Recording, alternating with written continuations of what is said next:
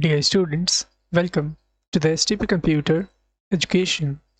Students, आज की इस वीडियो में हमें बूटस्ट्रैप का chapter number 18 flex utility classes chapter को कंटेन करना है।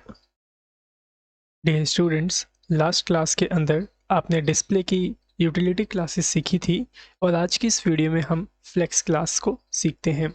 जैसा कि आपको याद होगा कि डिस्प्ले फ्लेक्स का आखिर हम क्या यूज़ करते थे CSS में। अगर आपको नहीं याद है तो चलिए सबसे पहले मैं आपको CSS वाला डिस्प्ले फ्लेक्स करके दिखाता हूँ। जैसे कि यहाँ देखिए एक बॉडी है और यहाँ पे मैं एक डिव बनाता हूँ, ठीक है। इसमें मैं क्लास सेट कर लेता हूँ, विड्थ इसकी रख लेता हूँ 100%, ठीक है। मैं आपको ये भी बता दूँ कि अगर आप किसी भी डिव में या किसी भी एलिमेंट में W-100 क्लास वैल्यू डालते हैं तो इसका मतलब ये होगा कि इस बॉक्स की जो विड्थ होगी वो 100% आपकी सेट हो जाएगी। ओके, अब मैं इसमें क्या करता हूँ, इस डिव के अंदर कुछ और डिव को क्रिएट करता हूँ। जैसे कि मैंने यहाँ पे ओके 3 डिव को क्रिएट कर लिया, ठीक है।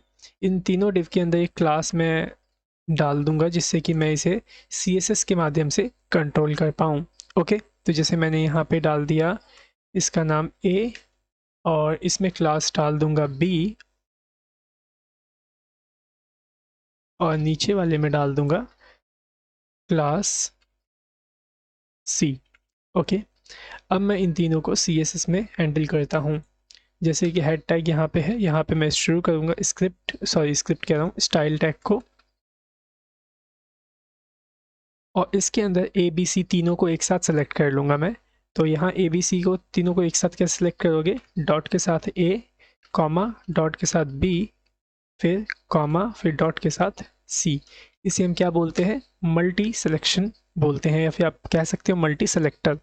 ओके, यहाँ पे मैं इसकी जो विड्थ है उसको मैं रखने वाला हूँ 200 पिक्सल की, और इसकी जो हाइट है इसको रखने वाला हूँ मैं 200 पिक्सल। इसके अंदर मैं बॉर्डर पास करना चाहता हूँ तो यहाँ पे बॉर्डर आप दे सकते हैं या फिर सिंपली बैकग्राउंड कलर आप दे दीजिए। तो मैं यहाँ पे बैकग्राउंड दे देता हूँ जैसे कि रेड। ओके, सेव करके रन करता हूँ, देखते हैं कैसा प्रीव्यू होता है। सो यहाँ पे जो देखिए स्टूडेंट्स, जो ये 3 बॉक्स आपको दिखाई दे रहे हैं, लेकिन ये आपको लग रहा होगा कि ये एक ही बॉक्स है, ठीक है। क्योंकि ये आपको एक बॉक्स इसलिए लग रहा है क्योंकि इन तीनों में सेम कलर हो रखा है। बाकी जो ये बॉक्स है, हमने जो अभी 3 बॉक्स बनाए हैं, ये एक के नीचे एक आपको दिखाई दे रहे हैं। बाकी अगर मैं इसका बॉर्डर सेट करूँ तो आपको सही से दिखाई देगा। तो मैं क्या करता हूँ, यहाँ पे बैकग्राउंड कलर को रिमूव करके यहाँ पे बॉर्डर को पास कर देता हूँ 1 पिक्सल सॉलिड रेड। ओके, अभी सेव कर दिया हूँ और इसे रन करता हूँ। तो देखिए अब आपको यहाँ पे ये 3 अलग अलग बॉक्स दिखाई दे रहे हैं, ठीक है। अब हमें क्या करना है, इन तीनों को एक के एक आगे लेकर के आना है, ठीक है। और वो किससे होगा, आपका डिस्प्ले फ्लेक्स के माध्यम से। अब जो देखो यहाँ पे इसके अंदर आपका एक मेन कंटेनर ये है, मेन बॉक्स, और इस बॉक्स के अंदर ये तीनों बॉक्स हैं, ठीक है। तो इस बॉक्स में मैं ऐसा करता हूँ, बॉर्डर या फिर बैकग्राउंड कलर दे देता हूँ। तो मैं इसमें ऐसा करता हूँ BG-प्राइमरी या फिर BG-इन्फो कलर दे देता हूँ, या फिर BG-सेकेंडरी, ठीक है। सेव करके रन करता हूँ तो BG सेकेंडरी में कुछ इस तरीके का कलर आपको देखने को मिलता है। सो अब मैं यहाँ पे क्या करूँगा, इन तीनों को एक के आगे एक लेके आऊँगा, और ये कब होगा, जब इस वाले ग्रे कलर वाले बॉक्स में आपका डिस्प्ले फ्लेक्स प्रॉपर्टी लगा हो, ठीक है। तो हम क्या करते हैं, इसके अंदर एक कस्टम क्लास सेट कर देते हैं बॉक्स के नाम से, और इसे CSS में यहाँ सेलेक्ट कर लेते हैं, ठीक है। और इसमें अब हम लगाएंगे क्या, डिस्प्ले फ्लेक्स। ओके, सेव करके रन करता हूँ तो देखिएगा ये तीनों बॉक्स को ये एक लाइन में आ चुके हैं, ठीक है। मतलब एक के आगे एक ये आ चुके हैं, ठीक है। डिस्प्ले फ्लेक्स देने का मतलब ही यही होता है, जैसे आप फ्लेक्स देंगे तो ऑटोमेटिकली इन तीनों में फ्लोट लेफ्ट पास हो जाएगा और ये एक के आगे एक आने लग जाएंगे, ठीक है। अभी देखिए ये बाय डिफ़ॉल्ट कहाँ आ रहे हैं, ये तीनों के तीनों लेफ्ट साइड में आ रहे हैं, ठीक है। लेकिन आप चाहते हैं इन तीनों को सेंटर में करना, तो आप कैसे करेंगे, तो आपको इसी वाले बॉक्स के अंदर ही क्लास लगानी पड़ेगी, जस्टिफाई कंटेंट सेंटर, कुछ इस तरीके से देखिए। ओके, सेव कर लीजिए इसको और रन करके टेस्ट करिए। तो देखिए ये तीनों के तीनों आपको यहाँ पे सेंटर में दिख रहे होंगे। ओके, सो स्टूडेंट्स यहाँ पे जो सेंटर में आया है रेड कलर के बॉक्स आपको दिख रहे हैं बॉर्डर वाले, इसको मैं क्या करता हूँ, इसका जो बैकग्राउंड कलर है उसको वाइट कर देता हूँ। ठीक है, तो बैकग्राउंड कलर वाइट आप कैसे करोगे जरा वो देखो। आप इन तीनों बॉक्स में यहीं पे ही आप लिख दीजिए बैकग्राउंड और यहाँ पे राइट कर दीजिए वाइट। ओके, सेव करके इसे रन करिए।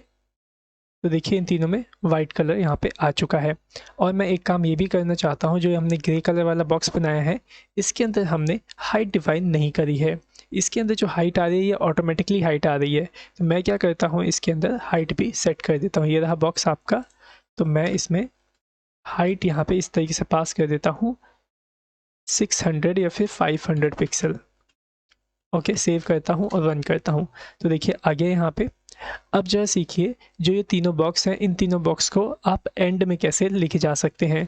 तो इन तीनों बॉक्स को एंड में ले जाने के लिए आपको justify content flex hyphen end का यूज़ करना होगा। ये देखिए इस तरीके से फ्लेक्स हाइफन एंड, सेव करके रन करिए।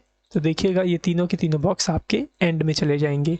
अगर आप स्टार्टिंग में रखना चाहते हैं तो सिंपली आपको यहाँ पे फ्लेक्स एंड की जगह स्टार्ट प्रॉपर्टी का यूज़ करना होगा। ये देखिए कुछ इस तरीके से।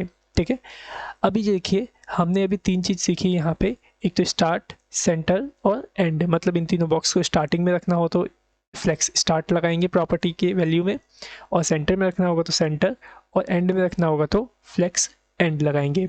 लेकिन मैं चाहता हूँ इन तीनों को इक्वली इनमें डिवाइड करना।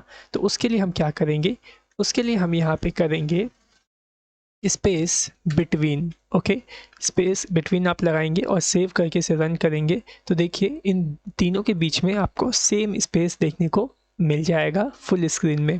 ठीक है, अब मैं चाहता हूँ कि यहाँ जो साइड में यहाँ पे भी स्पेस आए और यहाँ पे भी स्पेस आए। ठीक है, तो वो कैसे होगा वो देखिए। आपने जैसे यहाँ पे स्पेस बिटवीन लगाया है तो आप यहाँ पे लगाएंगे स्पेस अराउंड। ठीक है, सेव करके रन करेंगे तो देखिए यहाँ पे इन तीनों के बीच में एकदम परफेक्ट सेम स्पेस आपको देखने को मिलेगा, और यहाँ से भी स्पेस देखने को मिलेगा और यहाँ से भी।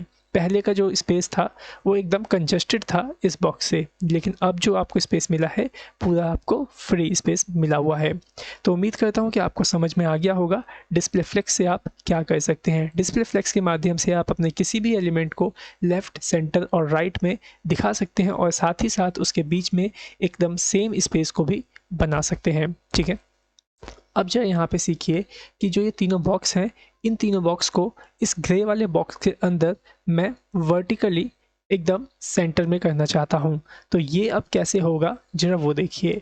इसके लिए सिंपली आपको यहाँ पे अलाइंग आइटम्स नाम की एक प्रॉपर्टी है उसे सेट करना होगा। तो यहाँ पे अलाइंग हाइफन आइटम्स प्रॉपर्टी लगाओगे और यहाँ पे लिखोगे क्या, सेंटर।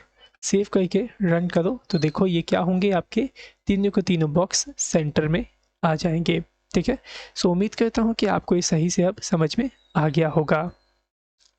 अब जैसा कि अभी हमने पहले हॉरिजॉन्टल के अंदर इन तीनों बॉक्स को स्टार्ट में और एंड में रखा था, वैसे ही आप वर्टिकली भी अपने इन बॉक्सेस को टॉप में, मिडल में और बॉटम में भी रख सकते हैं।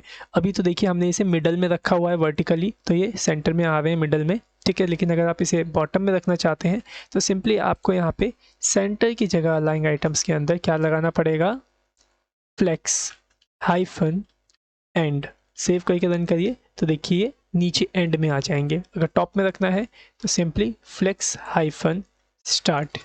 सेव करके रन करिए तो देखिए टॉप में स्टार्टिंग में चले जाएंगे। ठीक है, तो अभी देखिए ये सब काम हमने किया किसके माध्यम से, प्योर CSS के माध्यम से। अब यही काम आपको बूट स्ट्रैप भी करके देगा, लेकिन इससे भी कम शब्दों में। बहुत ही ईजी होगा बूट स्ट्रैप के माध्यम से अगर आप इसे करेंगे तो।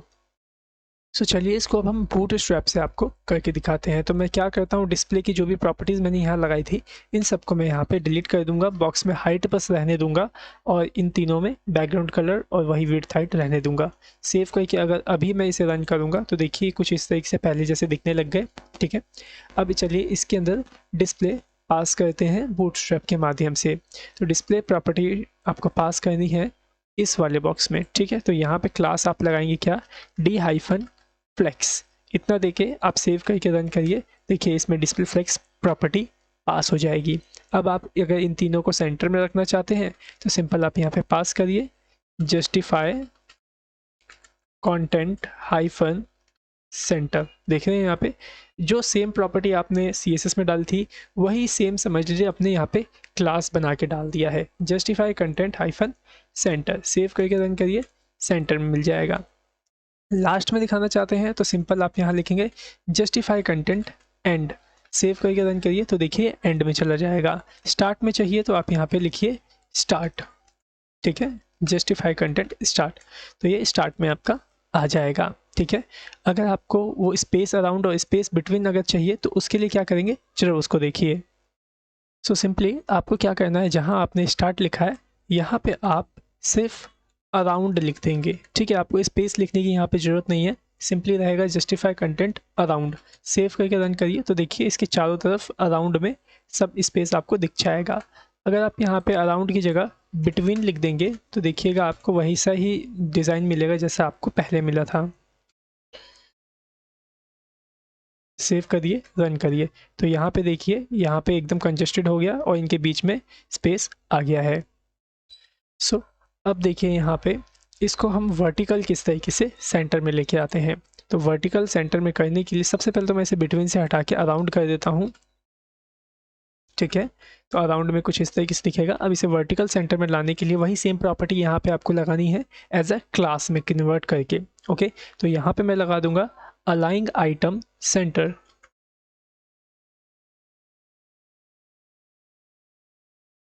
ठीक है। सो देखिए मैंने लगा दिया अलाइंग आइटम्स सेंटर। सेव करके रन करिए तो देखिए ये आपका सेंटर में आ जाएगा, ठीक है।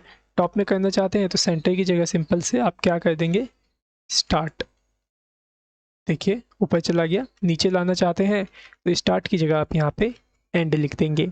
सेव करके रन करिए तो देखिए ये एंड में आ जाएगा।